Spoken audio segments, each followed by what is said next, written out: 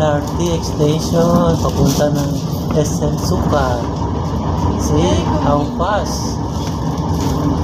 Sa wakas na-open na rin. See, ayun o, yung galing ng Cavite na bus. Yan yung Cavitex.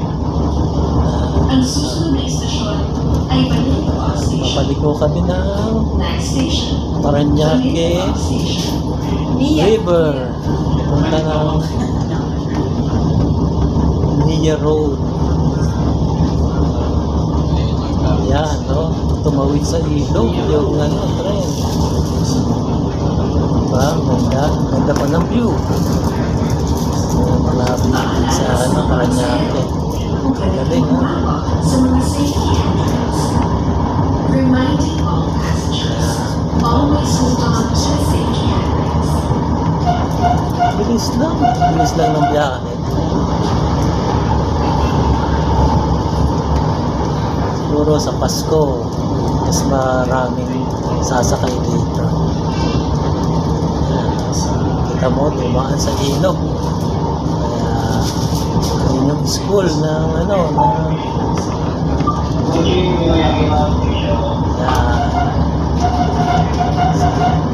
dito na kami sa Dr. sa Ninoy Aquino. See? How very fast.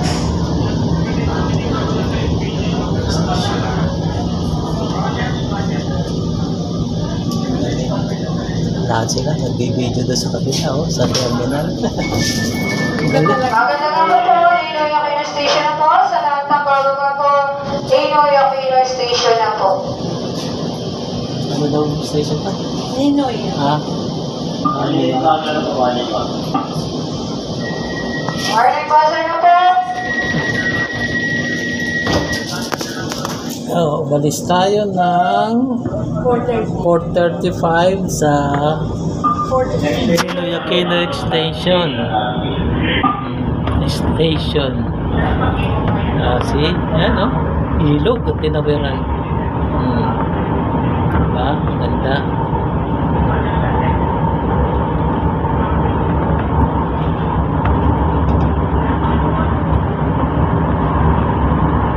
Ganda, oh. Papunta kami sa istasyon ng SM Sukat. Yun ang last station.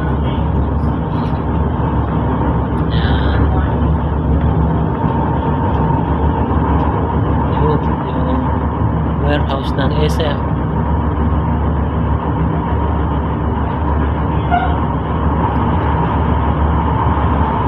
Tapos yun yung El Shaddai. Yun, El Shaddai.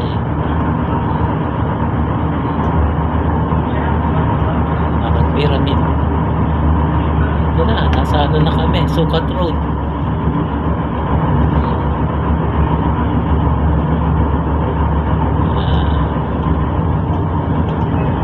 Road na po.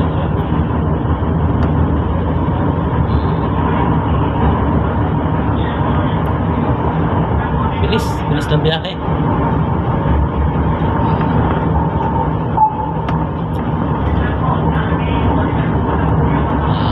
Papasok na ng SM Sukat Station or Dr. Santos as station. Yun ang yung SM. Dumaan sa ilalim ng ng C5 extension.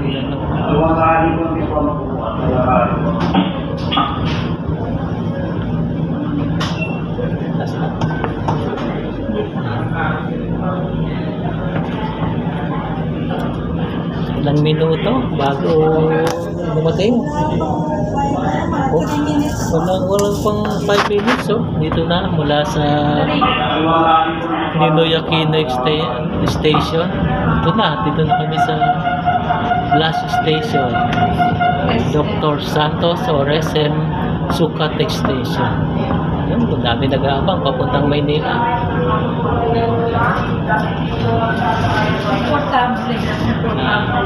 Thank you. See you.